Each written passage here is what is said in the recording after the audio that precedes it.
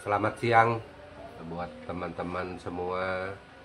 Semoga semua saudaraku di sana dalam keadaan sehat walafiat seperti biasa. Dan terus terang pada saat ini kondisi saya Empu Gelol kurang bagus, kurang sehat gitu. Dan saya pada hari ini mengisolasikan diri di rumah. Kami beserta keluarga tidak melakukan aktivitas atau kemanapun karena kami di rumah ini dalam keadaan yang sepertinya kurang sehat gitu. Terutama saya Empu Gelol,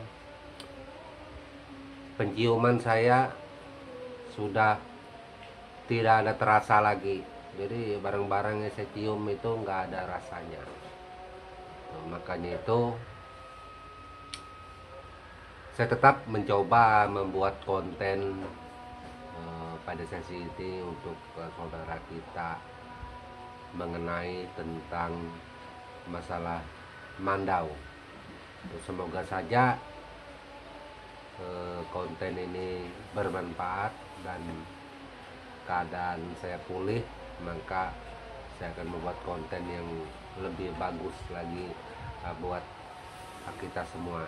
Nah, ini sudah berapa banyak kayu-kayuan yang di hutan yang saya minum, yang saya makan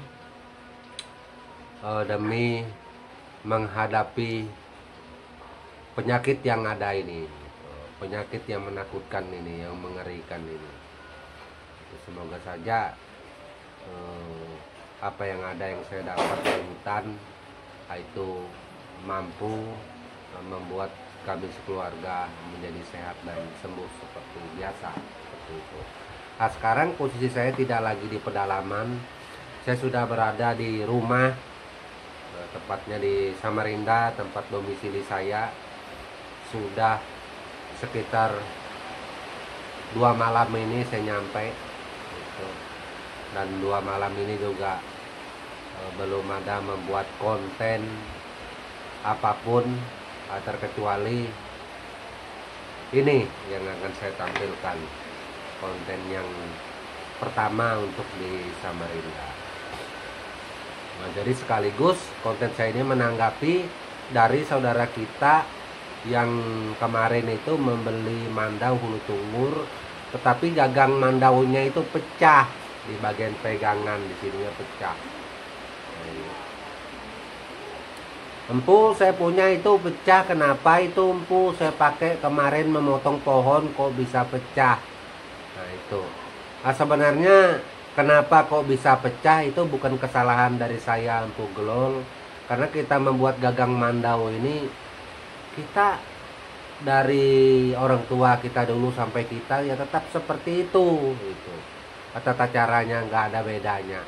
Nah, terus pecah ini kemungkinan dari cara atau teknik pemakaian oleh saudaraku sendiri yang belum tapi mengerti atau mengetahui teknik memakai mandau yang tepat, yang lebih bagus serta akurat di dalam pemakaiannya gitu.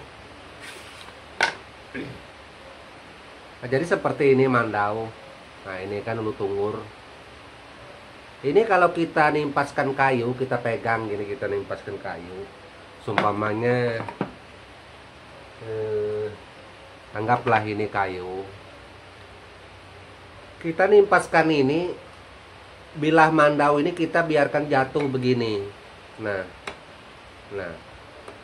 Bukan kita nimpaskan mandau itu kita ngayunkan ini langsung turun sekaligus.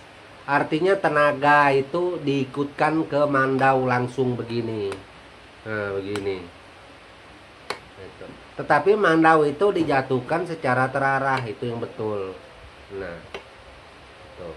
Makanya itu harus latihan dulu kita memakai mandau. Kalau ini diginikan tetap dengan tenaga, maka ininya kemungkinan akan patah karena tertekan oleh ini. Nah, tertekan oleh begini akan patah.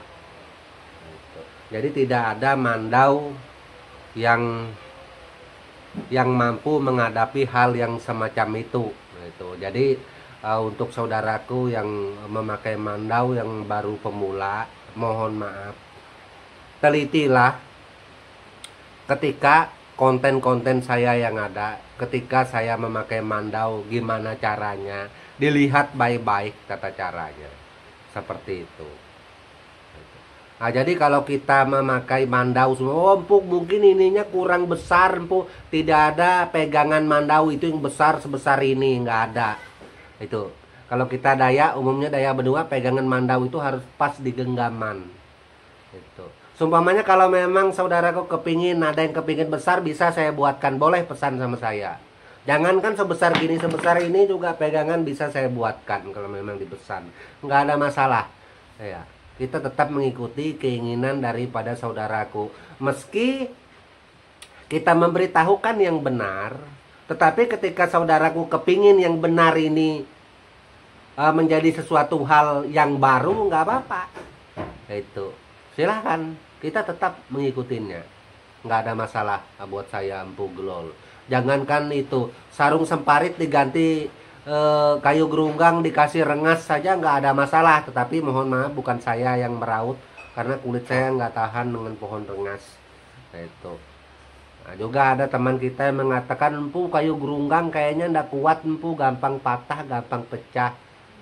Nah, mohon maaf, saya membuat sarung mandau bukan saya mencari kuatnya kayu, tetapi saya mengikuti apa yang dilakukan, apa yang dipakai oleh orang tua dulu. Karena orang tua dulu membuat sarung mandau, kalau tidak kayu gerunggang, kayu marsipa, kayu bangris, atau kayu ulin. Dan pada umumnya kebanyakan memakai kayu gerunggang. Nah, kita mengikuti tata cara orang tua dulu. Itu. Kalau saya tidak mengikuti tata cara orang tua dulu, banyak kok kayu yang kuat, bengkirai itu rasanya lebih kuat untuk sarung mandau. Iya, kayu bengkirai. Itu. Atau kayu itir, atau kayu ipil, itu lebih kuat kalau untuk sarung mandau. Kalau seumpamanya mau buat sarung mandau, kuat ipil itu. Ya. Tapi saya tidak memakainya, karena orang tua zaman dulu tidak ada memakai kayu tersebut. Itu. Saya bukan masalah kuatnya. Ini yang perlu saudaraku, keluarga besar yang pencinta masalah mandau untuk memahami kenapa saya tidak memakai kayu kuat untuk dalam pembuatan sarung mandau. Karena saya mengikuti tata cara yang dilakukan oleh orang tua dulu. Dan hingga saat ini, mandau Dayak Benua hingga saat ini pada umumnya di Kabupaten Kutai Barat, Kalimantan Timur, orang Dayak Benua pada umumnya pasti kayu gerunggang sarungnya. Nggak percaya, silakan cross check Dayak Benua Kabupaten Kutai Barat, sarung mandaunya apa. Siapa tahu Empu Glol bohong. Datang saja ke pedalaman, banyak juga pengukir kita Benua, Dayak Benua pembuat mandau, umumnya mereka memakai kayu gerunggang. Itu. Dia tidak memakai kayu lain. Nah, ini untuk meluruskan apa yang menjadi pertanyaan dari saudara kita. Terus masalah bilah mandau. Empu bilah mandaunya saya kemarin saya tes potong besi, Empu. Bilah mandaunya ompong, Empu. Bilah mandaunya bengkok, Empu. Loh, saya tidak menyarankan bilah mandau saya untuk dipotong besi, untuk memotong besi. Saya tidak menyarankan bilah mandau saya untuk memotong paku. Itu tidak. Saya menyarankan bilah mandau saya untuk memotong kayu. Kayu apa saja. Itu mulai yang kecil sampai besar, bambu juga sembarang bambu bisa dipotong. Nah, itu. Nah, karena kalau ada teman-teman dari saudara kita yang menyarankan mandaunya untuk memotong paku, untuk memotong besi, untuk memotong teralis, untuk memotong setang sepeda motor, untuk memotong besi baja buta, itu silakan. Kalau ada mandau seperti itu, mungkin saudara kita yang lain punya. Kalau dari suku saya Dayak Benua, kita tidak punya yang sistem seperti itu, karena saya bercerita ini real dan saya tidak mengada-ngada. Nah, itu. Tapi Empu, saya lihat Empu dulu kan mengetes mandau di besi, Empu. Saya mengetes mandau di besi itu, saya mengetes serpuhan. Saya bukan memotong paku dengan sengaja. Ketika mandau sudah diserpuh, saya mau tahu kekuatan serpuhan matanya itu, maka besi yang ada tadi saya coba hantamkan ke situ. Saya lihat kekuatan serpuhannya ini sampai di mana. Hanya melihat kekuatan serpuh. Apabila itu sudah cukup, dia makan ke besi lain, dia makan ke paku, semua sudah cukup satu kali itu. Tidak saya potong paku terus-terusan. Tidak saya potong paku tiap hari, saya harus memotong paku, tiap hari saya harus memotong besi. Itu saya tidak punya tradisi budaya itu, kami Dayak Benua tidak punya itu. Tapi kalau ada saudara kita yang lain yang punya hal yang semacam itu dan itu menjadi kiblat dari saudaraku tentang masalah permandawan, silakan. Itu karena semua orang mempunyai hak untuk menyampaikan masalah tersebut. Tetapi kalau saya berani berkata atas nama saya Empu Glon mewakili Dayak Benua keseluruhan Kabupaten Kutai Barat. Apa yang saya katakan itulah kebenarannya. Saya tidak mengarang-arang, saya tidak pernah mencipta. Itu seperti itu.